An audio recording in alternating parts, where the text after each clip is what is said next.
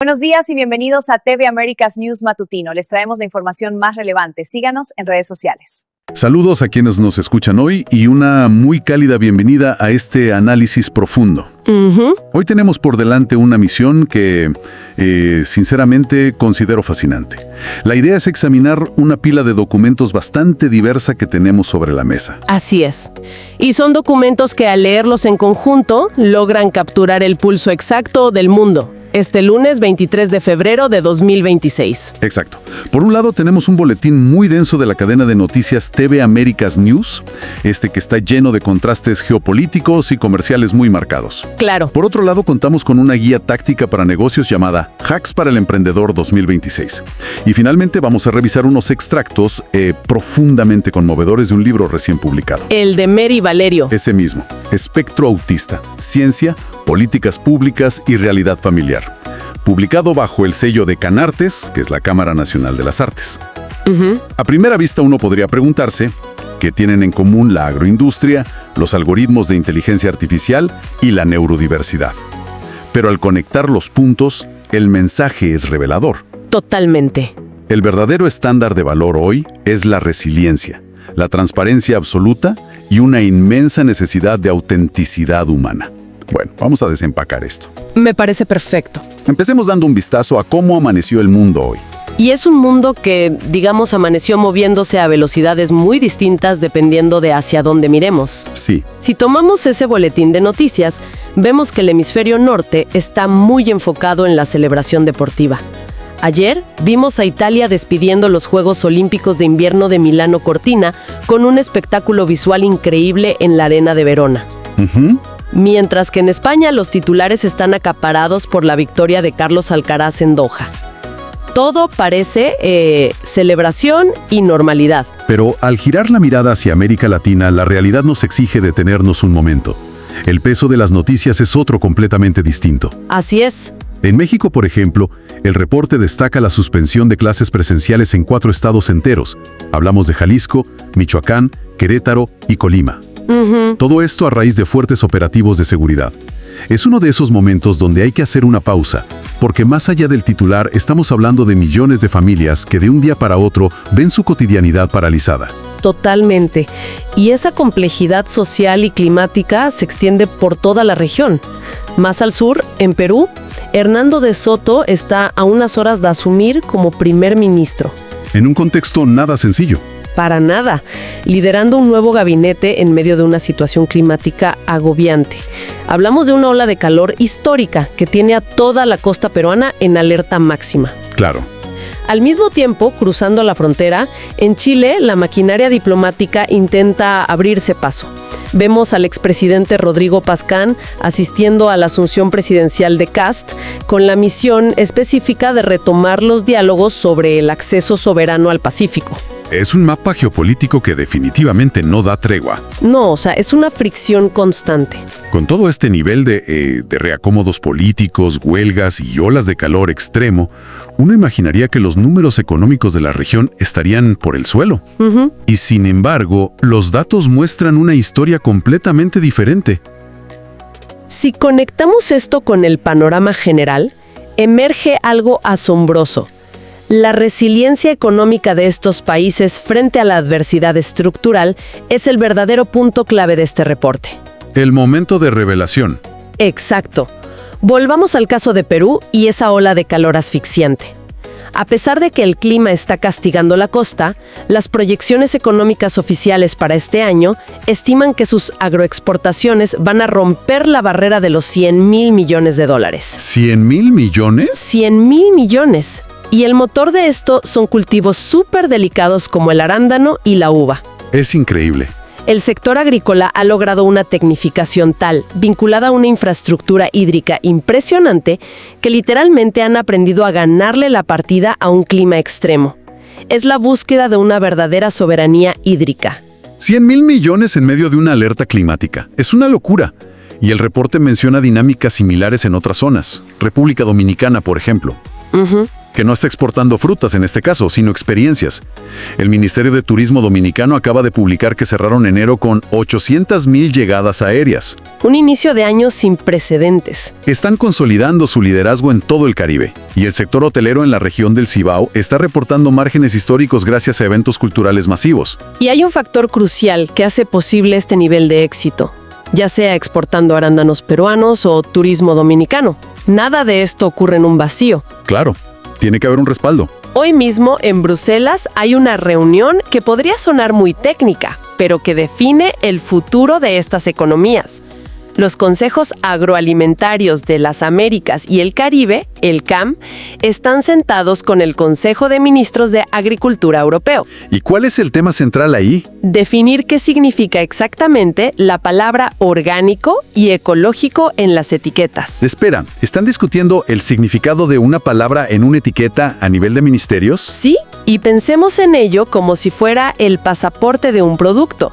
Si un agricultor en México o en Colombia quiere vender sus productos en Europa, no basta con decir que son ecológicos. Tienen que demostrar todo el historial de esa fruta, desde la semilla hasta el empaque.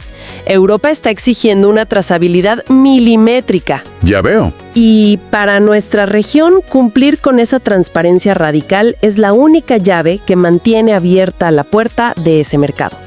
La verdad y los datos comprobables son hoy el activo financiero más importante. Aquí es donde se pone realmente interesante, porque resulta que esa exigencia implacable por la verdad, por lo comprobable, no solo aplica a una caja de uvas de exportación. ¿A qué te refieres? Si pasamos al segundo documento, la guía Hacks para el Emprendedor 2026, vemos que esta misma regla es ahora la clave de la supervivencia corporativa. Claro, en un mundo saturado de inteligencia artificial. Exactamente. Vivimos en un entorno donde una inteligencia artificial puede generar 1000 artículos de blog en un segundo. Entonces, ¿cómo sobrevive una marca? El documento introduce un concepto llamado Authority Branding. Es un cambio en las reglas del juego absoluto. Totalmente. Antes, el marketing dependía mucho de contar una historia emotiva para enganchar al consumidor. Hoy, los nuevos algoritmos de búsqueda generativa, conocidos como GEO, funcionan de una manera muy distinta. Imaginemos a un bibliotecario extremadamente estricto que solo acepta fuentes primarias y datos crudos. Me gusta esa analogía. Si alguien le pregunta a la IA sobre un producto, la IA no va a recomendar la marca que tiene el anuncio más bonito. Va a recomendar la que tiene los datos más verificables y la mayor autoridad técnica. El trofeo ahora es ser citado por la máquina. Y la guía da consejos muy específicos para lograr destacar en este entorno tan clínico.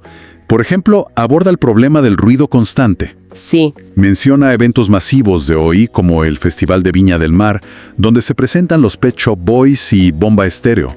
En un mundo con tanto estímulo visual y ruido, el documento dice que el sentido que las marcas deben atacar ahora es el oído, a través del sonic branding. Identidad sonora. Exacto. Como cada vez más personas hacen búsquedas hablándole a sus dispositivos, tener una identidad sonora reconocible en 2 segundos es la diferencia entre existir o desaparecer. Hay otro consejo en ese reporte que me parece un reflejo perfecto de la necesidad de resiliencia de la que hablábamos. Le llaman el modelo multi-hyphenate. Que básicamente es llevar la diversificación al extremo, ¿no? Así es. Lo explican con un ejemplo muy de calle. Si hay un restaurante tradicional, ese negocio es muy vulnerable. La recomendación para este 2026 es que ese mismo restaurante lance simultáneamente una línea de productos premium empacados al vacío. O kits de ingredientes para que la gente cocine en casa. Exactamente. Es no depender jamás de un solo canal. También me llamó muchísimo la atención a quién le están vendiendo todo esto. La guía insiste en que la mina de oro actual es la Silver Economy. Recomienda enfocar casi todos los esfuerzos de personalización en la población mayor de 65 años. Y tiene todo el sentido económico. Son el segmento demográfico con mayor poder adquisitivo real en este momento. Y los que más valoran el trato a la medida. ¡Claro!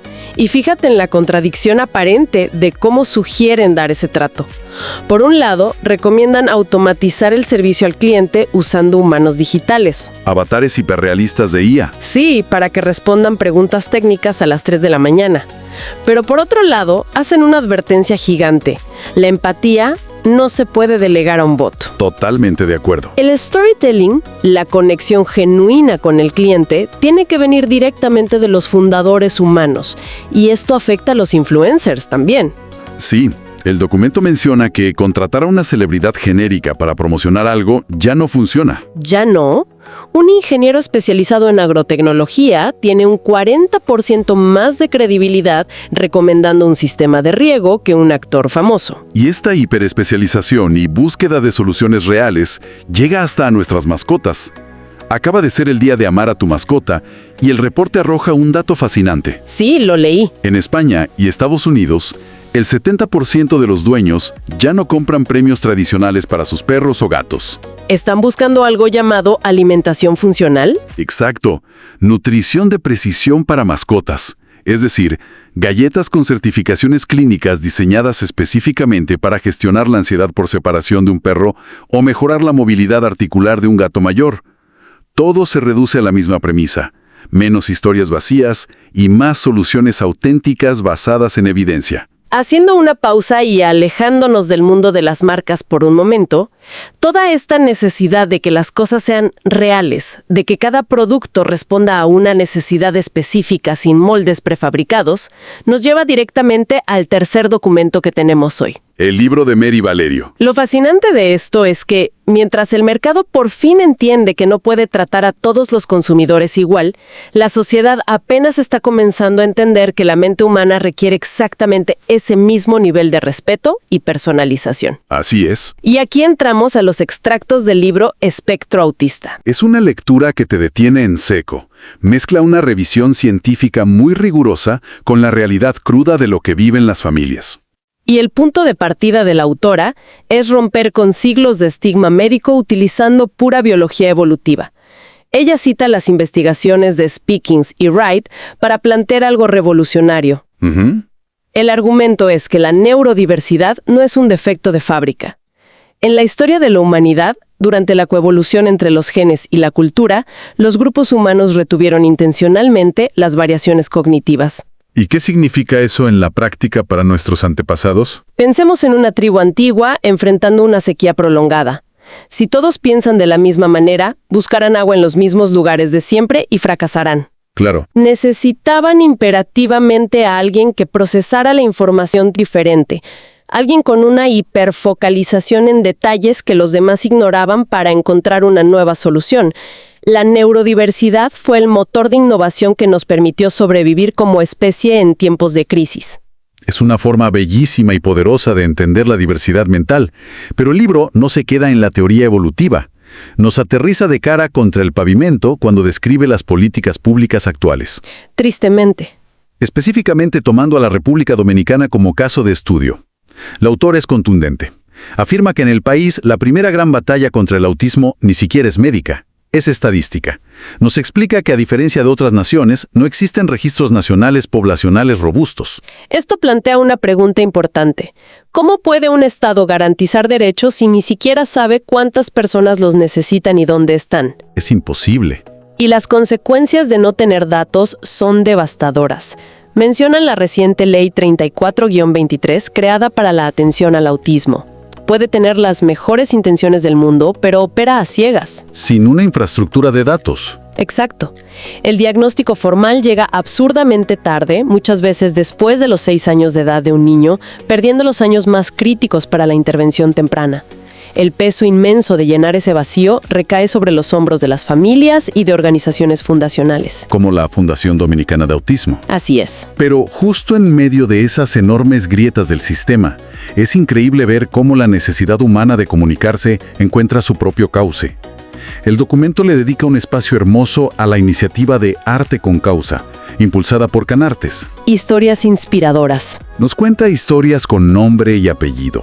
Está el caso de Víctor Bebanda, un niño autista que, con el apoyo del Centro de Atención Integral para la Discapacidad, encontró en los lienzos la voz que el lenguaje tradicional le negaba. El uso del arte como expresión directa. El libro describe cómo pinta criaturas marinas usando unos azules profundos y unos rojos vibrantes que transmiten una energía increíble. Y no solo es una terapia, Víctor vende su obra y dona parte de las ganancias para ayudar a otros en su comunidad. Es un claro ejemplo de cómo el arte con causa es también una ruta hacia la autonomía económica. Y el libro está lleno de trayectorias que rompen todos los techos de cristal.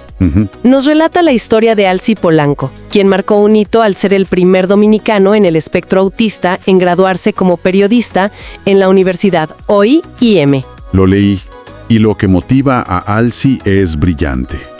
Él cuestiona críticamente por qué los medios de comunicación le dan tanto espacio a noticias negativas y antivalores. Decidió que su pluma se dedicará exclusivamente a documentar historias que inspiren a la sociedad. Una perspectiva maravillosa. También destaca el increíble talento de Francisco Enrique Cordero Pérez, un músico fenomenal del teatro orquestal dominicano que ya está llevando su arte a escenarios internacionales en España y Noruega. Escuchar sobre estos logros es inspirador. Estoy seguro de que para la audiencia también lo es. Pero el libro también es pragmático y detalla cómo la tecnología está ayudando a nivelar el terreno para que más personas puedan alcanzar este potencial. Así es. Hablan extensamente sobre aplicaciones de comunicación aumentativa y alternativa, o AAC. Herramientas como TouchChat HD, que permite a los usuarios usar imágenes de sus propios intereses. Como dinosaurios o trenes. Exacto, para construir oraciones y motivarlos a interactuar. Y hay otra aplicación que mencionan, llamada LAMP Words for Life, que utiliza un concepto técnico muy interesante llamado plan motor. ¿Cómo funciona eso exactamente? Para que nos hagamos una idea, es exactamente lo mismo que ocurre cuando aprendemos a andar en bicicleta o a escribir en un teclado de computadora sin mirar las teclas. Memoria muscular. Exacto. Al principio cuesta, pero luego los músculos recuerdan el movimiento. La aplicación asigna un patrón de movimiento físico único para cada palabra en la pantalla táctil, permitiendo que la persona autista se comunique a través de la memoria muscular sin el desgaste cognitivo de buscar símbolos cada vez. Fascinante. Además, están utilizando entornos de realidad virtual donde pueden practicar interacciones sociales estresantes, como ir a un supermercado, en un ambiente totalmente controlado y seguro. Lo que me parece un punto de inflexión es que el mundo corporativo finalmente está entendiendo el inmenso valor de estas mentes. El texto subraya que incluir a personas neurodivergentes en las planillas de las empresas ya no es un tema de responsabilidad social o de dar una buena imagen. Es una ventaja competitiva dura y pura. Empresas enormes como SAP tienen un programa llamado Autism at Work, colaborando en Argentina con APADE y la organización Special Eastern. Están integrando a personas con TEA en áreas súper complejas como el análisis de bases de datos y el testeo de software. ¿Y por qué hacen esto? Porque su capacidad de hiperfocalización y detección de patrones es inigualable. Exactamente. Y no son los únicos. Vemos programas similares en IBM México y adaptaciones corporativas serias en el Banco Popular Dominicano y el Banco Galicia. Es un progreso innegable en el ámbito laboral y artístico. Pero el capítulo 12 del libro de Valerio hace una pausa necesaria para recordarnos de dónde sale realmente toda la fuerza para que una persona neurodivergente llegue a esos espacios. Todo empieza en el núcleo familiar. Sí, y recibir el diagnóstico inicial es un impacto sísmico. El libro describe sin filtros el estrés financiero brutal que enfrentan los padres al tener que pagar terapias, adecuar la casa y pelear con seguros médicos. Todo mientras navegan un duelo emocional por las expectativas que tenían. Entonces, ¿qué significa todo esto para una familia común? Porque el estereotipo suele ser que un diagnóstico de este tipo termina destruyendo matrimonios. Pero el libro se encarga de despedazar ese mito con datos y testimonios. Así es. Nos introduce al concepto de la resiliencia familiar. Lo interesante es que la resiliencia no es un don mágico con el que una familia nace. El libro lo describe como un músculo que se entrena todos los días. ¿Y qué requiere ese entrenamiento? Requiere 3 cosas fundamentales. Una adaptabilidad extrema para cambiar los planes de vida sin sentir que se fracasó, canales de comunicación afectiva muy abiertos y una coparentalidad sólida, donde ambos padres operan como un bloque unificado. Un verdadero equipo. Cuando una familia logra cruzar esa barrera de la negación y comienza a resignificar el diagnóstico, la dinámica cambia por completo. Dejan de ver la neurodiversidad de su hijo como una tragedia que hay que lamentar y la empiezan a ver como una nueva lente para entender la vida. Esa familia se cohesiona de tal manera que se vuelve prácticamente invencible ante las presiones sociales. Qué perspectiva tan humana y tan potente para ir cerrando nuestra exploración de hoy. Si nos alejamos un poco e intentamos ver la fotografía completa de todo lo que hemos revisado, parece increíble, pero los 3 documentos nos están gritando exactamente el mismo mensaje. Sí, el patrón es muy claro. Por un lado, vimos cómo un mercado agrícola multimillonario depende absolutamente de poder probar su transparencia para entrar a Europa, apoyado en la infraestructura y la soberanía hídrica. Así es. Por otro, vimos que los algoritmos de inteligencia artificial más avanzados del mundo ya no se dejan engañar por publicidad bonita, sino que exigen datos crudos, comprobables y voces de autoridad genuinas. Y finalmente, al sumergirnos en la realidad del autismo, entendimos que el gran desafío de nuestra sociedad es dejar de forzar a las mentes diversas a actuar de forma, digamos, normal, y empezar a valorar la inmensa capacidad de innovación que aportan. En este año 2026, el maquillaje se cayó. Se cayó por completo. Lo único que sostiene a una economía, a una empresa o a una familia es la autenticidad, la inclusión real y tener una base sólida de la cual partir. Es una síntesis excelente. Y para quienes nos sintonizan hoy, camino al trabajo o desde sus casas, me gustaría dejar una idea flotando.